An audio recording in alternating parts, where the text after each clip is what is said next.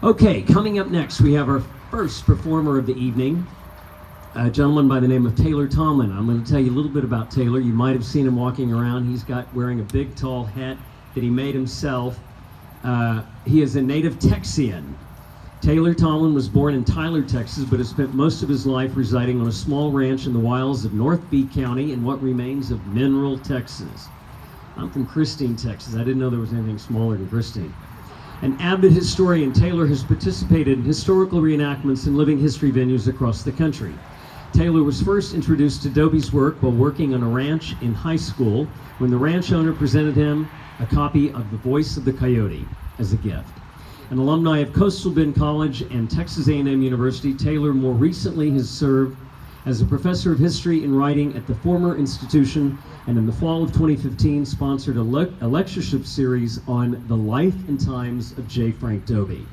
In his professional occupation, Taylor has also served as a consulting historian and occasional character actor for various museums, historic sites, films, and television production companies. Taylor is currently writing an article entitled Mis Raíces Están Aquí, Dobie for the Next Generation, that promotes the timelessness of Dobie's work and his importance as a cultural preservationist. Reading from Dobie's 1950 article that appeared in the Southwest Review, Books and Christmas, Taylor Tomlin, ladies and gentlemen.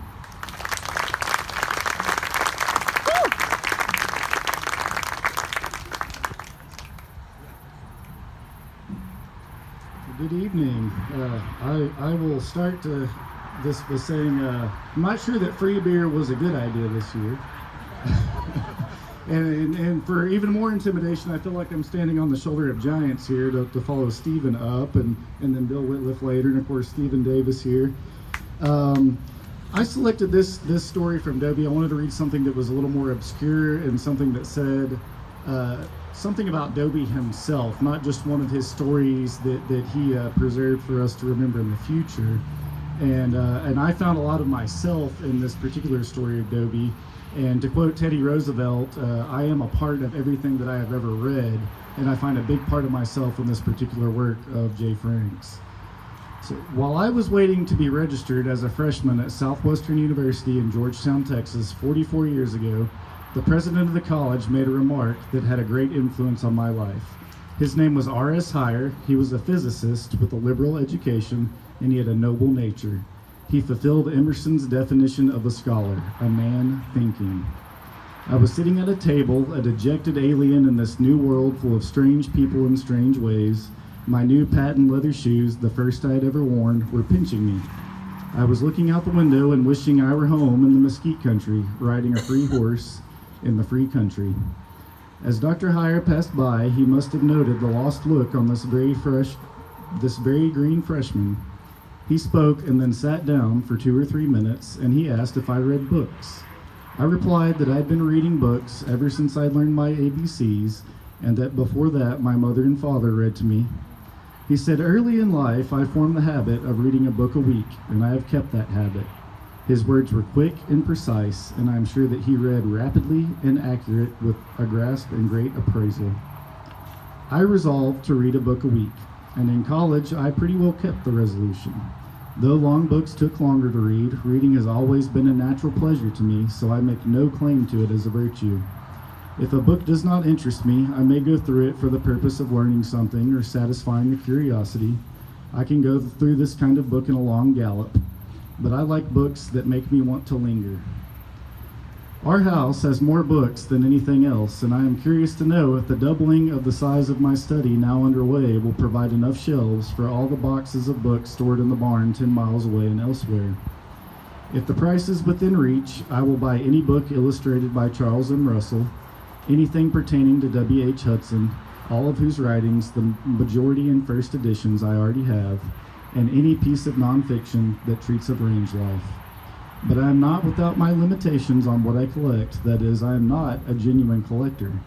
I give away many books coming to me gratuitously, books on subjects that I do not compass, and especially books not worth printing. The number of worthless books classified as Texana is large, and the rate of their increase is indecent. I care nothing for books that I would not want to read or consult, but a scholar may keep a mediocre book for 20 years without opening it, and then find in it some minute fact or non-fact of usefulness.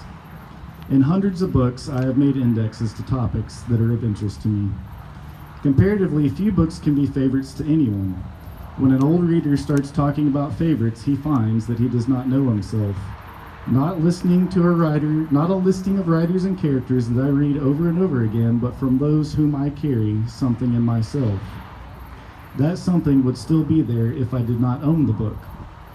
I like for them to be within reach, however, and there are thousands of books, not all good books by any standard, that I just like to look at on the shelves. Aphanismer Proctor, a sculptor, told me that he took a deep pleasure in sitting for long whiles and just gazing at the brawn of his own figures, horses especially. In some books, I like to do the same. I have made use of thousands of library books, but any book that really talks to me I want to own. We don't borrow friends.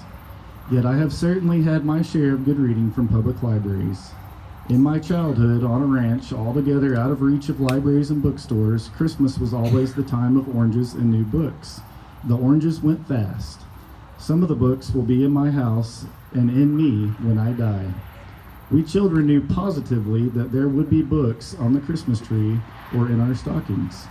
I wish I could remember what year it was that Ivanhoe made knights of all of us, having horses, no matter how safe and lazy, to ride forth on, enrich the flowering of our knighthood. My brother Elric and I made a tournament course and ran at horseback, sparing rings instead of each other. I'm not sure, but I think it was something in Swiss Family Robinson that about the same time made cave dwellers of all of us. Our home was among live oak trees overlooking a creek of steep banks and then a valley beyond, and the banks had no caves, but we dug caves into the clay. It seems to me that we dug for years, but we never did remove enough soil to have afforded the commodious quarters that a wooden platform out in the old coon tree afforded. It was a fine station on which to read and drink pomegranate aid and associate with grackles.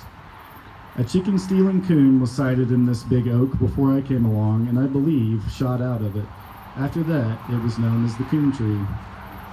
Our ascent to the wide platform we built across its branches was by means of a Mustang grapevine, and at night a hoot owl often hooted from the tree. I wasn't very old when a Christmas book about a wise owl gave the coon tree a new significance. It was paper-bound and had colored pictures, and on demand my father read it aloud over and over. He could talk owl language. Many times we made him tell us what the hoot owl says, and he says, "I cook for myself, who cooks for you all?" You have to say the words with the right inflection or they won't sound owlish. My father could always say them right. That book and my father's owl talk influenced my imagination more than I can say. In the last months of 1945, while I was teaching English in the GI University near Shrivenham in Berkshire, England, I had a room on the edge of a wooded creek and heard the brown owls talking every night. Their language is foreign to that of American hoot owls, but not foreign to the childhood book, which came back to me at all hours of darkness while I listened. What book of fairy tales introduced us to giants I do not remember. Perhaps it was the story of Jack the Giant Killer. My favorite fairies were the brownies. We tried putting out a bowl of cream at night for them, but were not convinced that they ate it. I am much fonder of fairies now than of giants, and have been for a long time, but in childhood, giants made a much stronger impression on me. Perhaps this is the age to enjoy terror to its utmost.